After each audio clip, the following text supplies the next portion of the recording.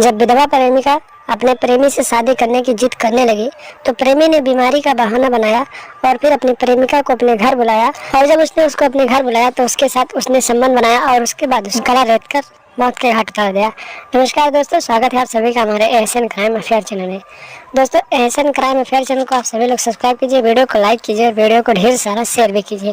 दोस्तों, चढ़ती जवानी और तड़पती हुई हवस की ये कहानी मुंबई से है, जहाँ पर एक रोशनी नाम की महिला रहती थी जिसके पति की मौत हो गई थी और उसके पास 2 बच्चे थे।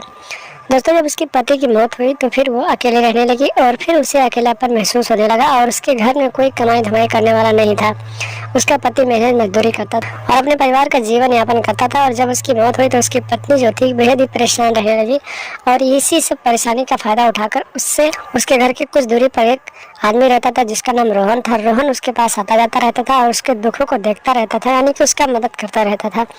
और इन सब के बीच में लगातार मदद करने की वजह से रोहन को रोशनी से प्यार हो गया और फिर रोशनी भी उसे चाहने लगी और दोनों एक दूसरे के साथ हम बिस्तरी करने लगे, एक दूसरे के साथ रहने लगे, एक दूसरे के साथ एक दूसरे से प्यार करने लगे।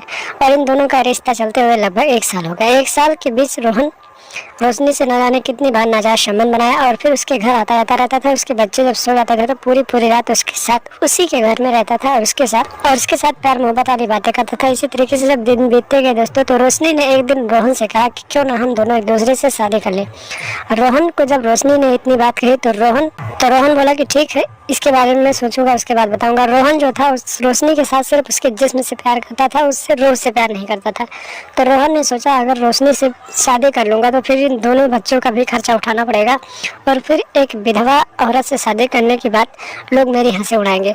उसके बाद रोहन जो था मन ही मन प्लान करने लगा और सोचा कि किसी दिन रोशनी का काम तमाम कर दूंगा। काफी दिनों तक रोहन जब रोशनी से नहीं मिला तो रोशनी ने उसे फोन किया और पूछा आखिर क्या हुआ। तो रोहन ने बताया कि मेरी तबीयत खराब है। उसके बाद रोशनी उसे देखने के लिए उसके घर गई और फिर रोहन जो था उसे अपने बाथरूम में ले गया। अपने बाथरूम में ले जाने के बाद उसे घोड़ी बनाकर उसके साथ रिश्ते बनाए और फिर वहीं पर एक धारदार हथियार से उसका गला रेत दिया और फिर मौके पर ही उसे मौत के घाट उतार दिया और उसकी लाश को पूरे दिन अपने घर में रखा और शाम के समय और घर के पीछे ले जाकर एक छोटे से तालाब में उसकी लाश को फेंक दिया। और फिर इस बात की जब सूचना लोगों को मिली तो लोगों ने देखा कि एक लाश उसके घर के पीछे तालाब में तैर रही है। तो इसकी सूचना लोगों ने पुलिस को दी।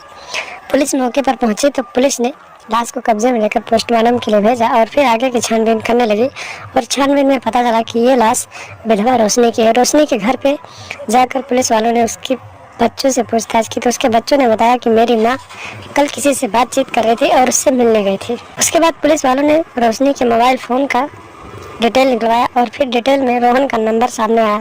रोहन के नंबर को जब पुलिस वालों ने कॉल डिटेल निकलवाया, कॉल रिकॉर्डिंग निकलवाया तो लोगों को पता चला कि रोहन ने उसे अपने घर बुलाया था और फिर पुलिस ने रोहन को हिरासत में लिया और फिर रोहन से पूछताछ करने के बाद उसे आगे की कार्रवाई के लिए जेल में डाल दिया। तो दोस्तों, सावधान रहें, सतर्क रहें और अगर किसी के साथ आप प्यार करते हैं तो उसकी ज़िंदगी को बर्बाद ना करें।